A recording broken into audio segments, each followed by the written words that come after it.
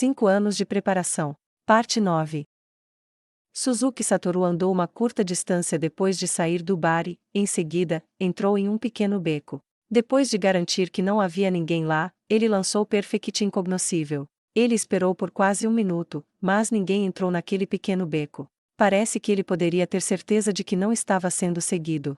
De acordo com seus experimentos, Suzuki Satoru sabia muito bem que havia poucas entidades preciosas neste mundo que eram poderosas o suficiente para ver através de magias deste nível. Suzuki Satoru lançou Fly e subsequente a isso teletransporte maior. Seu destino era 1,1 km acima da cidade. O clamor da noite não poderia chegar tão alto. Era um lugar iluminado apenas pela luz suave da lua. Suzuki Satoru habilmente cruzou as pernas no ar e retirou um mapa de seu inventário, que colocou em suas pernas. Vejamos, este lugar também sofreu a conversão morta-viva. Que significa? Ele pegou uma caneta e marcou as cidades que os mercenários haviam visitado. Os olhos de Keno se arregalariam se ela tivesse visto isso. O mapa foi primorosamente desenhado e retratava os países perto da terra natal de Keno. Foi feito gastando uma grande quantidade de moedas de ouro roubadas da Corpus do Abismo. Se o pessoal da inteligência dos países vizinhos tivesse visto isso, eles teriam pagado fortunas para obtê-lo. Durante os 5 anos desde que partiram, Suzuki Satoru passou muito tempo conduzindo investigações e descobriu que a conversão zumbi havia afetado uma área muito grande. Embora ele não tivesse certeza exatamente do quando ocorreu cada uma, a análise da informação que ele havia coletado sugeriu que o intervalo de tempo entre cada instância não tinha sido muito grande. A questão de quem tinha feito isso e seus objetivos permanecia obscura, mas parecia que não estava centrada em Keno, e era muito improvável que a Corpus do Abismo tivesse feito isso. Se a Corpus do Abismo tivesse um lançador de magia que pudesse desencadear um fenômeno como este em uma área tão ampla, então eles não teriam sido mortos um por um tão facilmente. A probabilidade era que algo desse porte não tenha sido feito através do poder pessoal dos membros da Corpus do Abismo, mas sim por algum item, também era similarmente muito baixa. Portanto, seria melhor não dizer a Keno que a caçada a Corpus do Abismo foi feita para obter fundos e roubar a pesquisa que haviam gasto tanto tempo compilando. Ele guardara todas essas coisas de Keno, porque simplesmente ela era gentil demais. Ninguém mais importava para Suzuki Satoru além de si mesmo e Keno. Ele simplesmente agiu com seus interesses como prioridade. No entanto, ela não teria pensado de forma tão simples. Portanto, esconder essas coisas evitaria sobrecarregá-la com excesso de culpa. Nesse caso, qual lugar é o mais suspeito? Depois de analisar as informações que colecionei, a conversão parece estar limitada a essa região.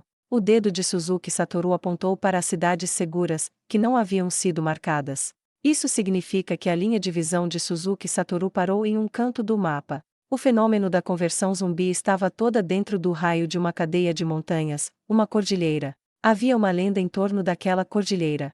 Em algum lugar da cordilheira uma fonte de sabedoria estava, e banhando-se lá, a sabedoria era conquistada. Muitas provações aguardavam os destemidos, mas retornar da cordilheira ninguém jamais havia conseguido. No entanto, aquela cordilheira também era o covil de Viverne e outros monstros poderosos, então era muito provável que esses monstros fizessem de qualquer aventura uma viagem só de ida, isso antes mesmo pudessem morrer em alguma provação. Pode ser divertido verificar a veracidade da lenda, mas havia algo que ele tinha que fazer antes disso. Suzuki Satoru disse calmamente o nome do pico mais alto daquela cordilheira. Keitenias, U. Ele não tinha provas de que era a fonte do fenômeno. Ele simplesmente se lembrava de Brigneis Dragonlord, que tinha se abrigado no pico mais alto do continente. Afinal de contas, havia uma margem de erro muito grande quando se considerava a escala do mapa, mesmo que ele estivesse procurando o centro do raio que propagou a conversão. Se realmente estivesse lá, considerando que a fonte do fenômeno fosse um item mágico, e supondo que a conversão aconteceu durante o transporte, então, realmente não haveria esperança. A dificuldade de encontrá-lo seria como tentar encontrar uma pérola no deserto. E mesmo se tivesse sido causado por alguém, eles provavelmente teriam fugido para longe e escondido até então. Nesse caso, não havia como os sábios das nações vizinhas não terem pensado em algo que até mesmo Suzuki Satoru conseguiu descobrir. Mas ainda era possível. Sim, isso era realmente possível. Era possível que ninguém tivesse enviado equipes de investigação. Suzuki Satoru havia usado teletransporte maior para viajar entre os países vizinhos, gastava uma grande quantidade de recursos e até contratava pessoas para conduzir investigações, mesmo com a falta de retornos imediatos. Se alguém tivesse feito o que Suzuki Satoru fez, eles teriam chegado à mesma conclusão. No entanto, provavelmente não havia ninguém que tenha feito isso até hoje. Mesmo que houvesse pessoas que quisessem tomar medidas para verificar suas informações, elas levariam mais tempo do que Suzuki Satoru para obter informações do mesmo padrão que ele possuía. Em outras palavras, Suzuki Satoru provavelmente era a pessoa mais próxima de desvendar esse mistério. Nesse caso, ele pode encontrar algo deixado para trás que possa funcionar como uma pista. Mesmo assim, ir lá também seria muito problemático. Isso porque ele não podia se teletransportar para um lugar onde nunca estivera antes. Ele só poderia se teletransportar para uma cidade próxima e depois ir a pé de lá. Naturalmente, isso desperdiçaria muito tempo, e ele teria que explicar várias coisas para Keno. Depois de tantos anos juntos, ele mal conseguirá blefar com ela, e quando pensou nisso, a cabeça de Suzuki Satoru doeu. Um certo dia há 2 anos, Keno parou de mencionar coisas relacionadas ao seu povo. Antes disso, ela estava procurando uma maneira de reverter a conversão zumbi e ajudar seu povo. Mas desde o dito dia não, mesmo vários dias antes disso, ela já havia parado de comentar sobre eles. Depois do ocorrido, ela parecia contente em continuar em suas aventuras juntos. Teria ela realmente desistido ou simplesmente enterrado seus desejos profundamente em sua psique? Suzuki Satoru não sabia dizer qual era o caso. Ou talvez Keno tivesse escondido muito bem, ou talvez Suzuki Satoru fosse muito ruim em ler os corações dos outros. Cavar fundo demais nos corações dos outros também não era bom, e assim que a situação se desdobrou até aqui. Bem que eu poderia ter perguntado. Mesmo assim, eu não fiz nada. Foi porque eu não queria sentir o desamparo de não ser capaz de aliviar o sofrimento de uma companheira de viagem. Para Suzuki Satoru, as únicas pessoas que o acompanharam em aventuras durante tanto tempo foram os membros da Inzo Algon, e pelo passar do tempo, Keno superou até mesmo eles.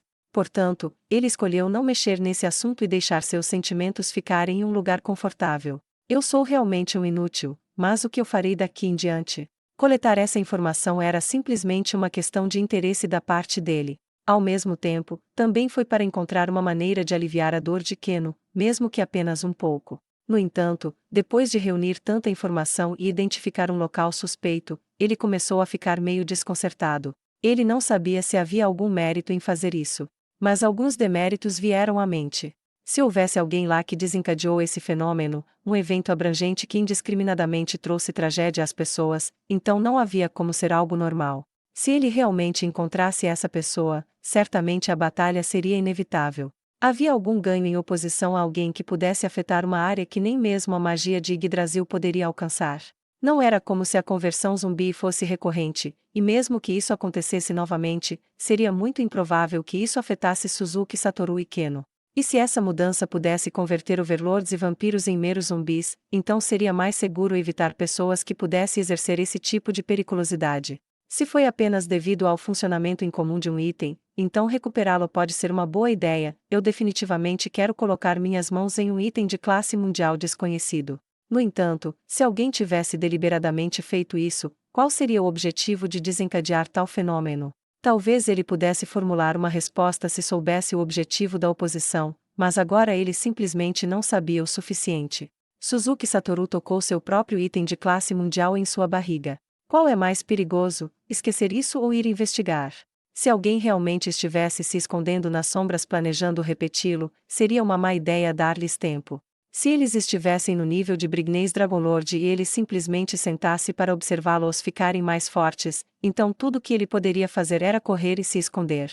Parece que os Dragonlords são hostis com os jogadores de Yggdrasil. Se alguém assim conseguir ficar mais forte, não vou conseguir lidar com ele sozinho, não é? Eu me safei mesmo contra o Brignais Dragonlord. Não, foi apenas um empate porque eu fugi. Bem, se aquilo é tudo que ele pode fazer, eu vou ser capaz de vencê-lo na próxima vez. Ele não estava sendo um mau perdedor ou sendo teimoso. Ambos esconderam seus trunfos e testaram os golpes da oposição. Estava tudo em preparação para a próxima batalha. Suzuki Satoru sempre fez isso no PVP de Yggdrasil. Seguindo a regra de vitória melhor de 3, perder a primeira batalha não era problema. Isso não mudou, mesmo que sua vitória determinasse a vida ou a morte. A vantagem desse estilo de luta permaneceu, mesmo quando lutava em circunstâncias extremas, mesmo não sabendo se ele poderia ressuscitar após a morte. A estratégia para conquistar a vitória, ensinada por seu antigo amigo, ainda estava intacta. Não, Foi precisamente porque ele estava lutando em uma situação tão terrível que ele deveria colocar ainda mais fé em seus velhos amigos. Dito isto, Suzuki Satoru não queria lutar contra um inimigo daquele nível novamente. Era melhor evitar o perigo. A maneira inteligente de fazer as coisas era apenas lutar as batalhas que ele estava confiante de ganhar e fugir se fosse perder. Suzuki Satoru olhou para o mundo em sua volta. Pontos brilhantes de luz permaneciam, mesmo quando o mundo à noite estava encoberto em silêncio. Talvez seus velhos amigos poderiam ter dito: "Eu quero proteger esse mundo maravilhoso", ou algo assim. Entretanto, esse sentimento não tomou conta do coração de Suzuki Satoru. Entretanto, isso realmente me irrita, ele murmurou para si mesmo. Certamente. Neste instante, Suzuki Satoru estava realmente muito irritado.